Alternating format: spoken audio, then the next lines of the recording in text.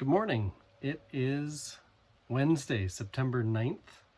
I'm Jason Stanton. I serve First Lutheran in Onalaska as their senior pastor, and my morning musing is actually coming from yesterday afternoon when it was raining. So this is a new location, as I've also relocated my office from, it had been in my bedroom for the last 5 months or 5 years. Time has no meaning. So anyway, it's been up there a while, and we decided to move so that we could reclaim our bedroom for such things as rest. And so now I'm in the basement. I'm looking at all my least favorite things, the things that just stay in storage. I should do a whole other musing on just storage and clutter and such things as I look into this, past this camera and see all these totes full of things. But I thought as a nice background, you could see the trees that some of which need to be cut down this winter right there. Anyway, my musing is rooted in what my sermon was about this past Sunday. Matthew 18 was the text I was preaching on, and one of us at First Lutheran had a great question that she posed, I think, through Facebook. Matthew 18 is all about reconciliation and how the church is to be reconciled one to another, especially in the wake of disagreement or outright conflict.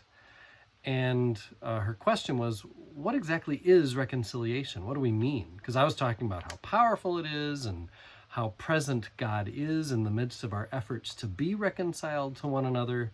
That idea that there I am, where two or three are gathered, trying to do the work of reconciliation. It's like, okay, that's nice.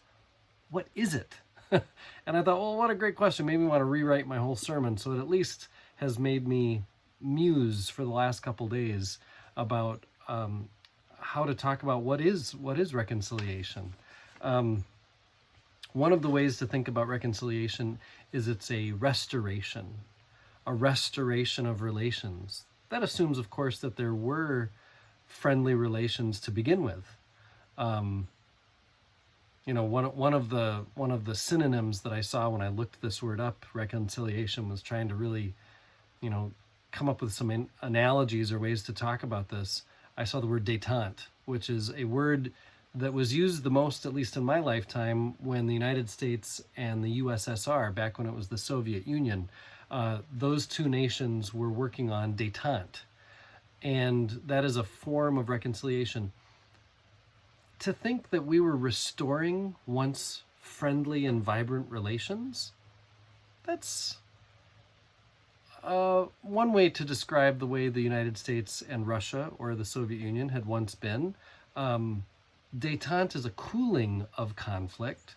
Reconciliation is a more fully robust form of coming back together, of restoration, of being of the same mind again.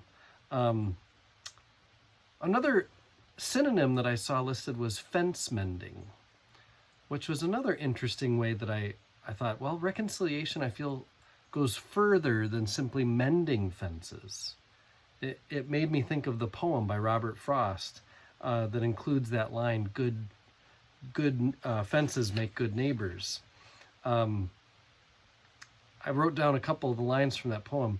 But at spring mending time, we find them there, the stones that have fallen to make the fence, it's crumbled.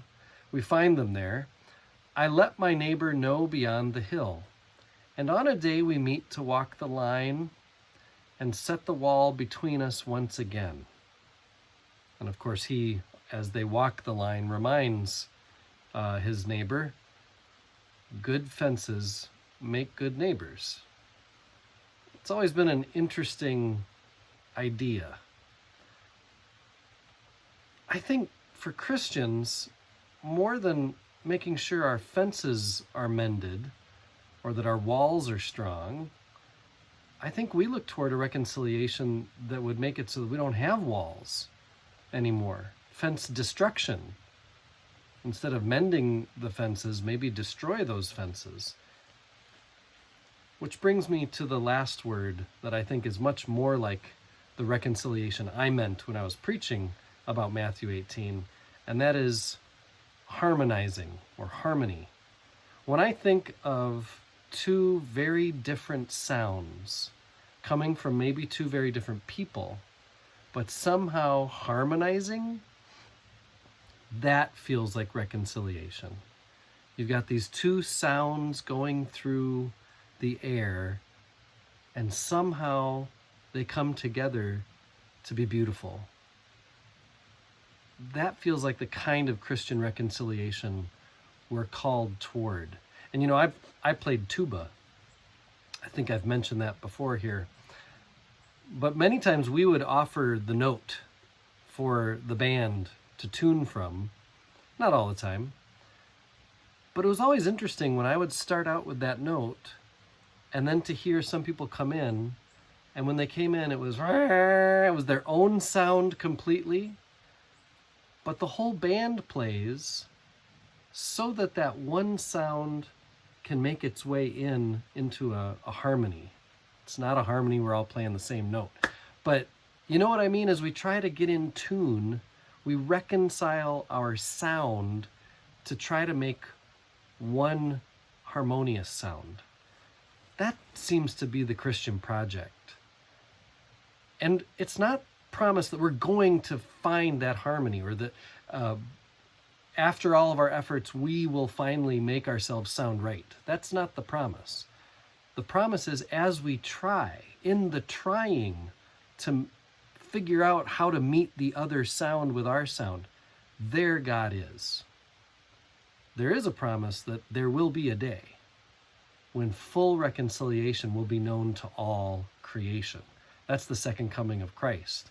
That's a different level of reconciliation. Matthew 18, I think, is speaking to the efforts that we're called to make now. And so I pray for reconciliation within families, among friends, between Americans, and among the world.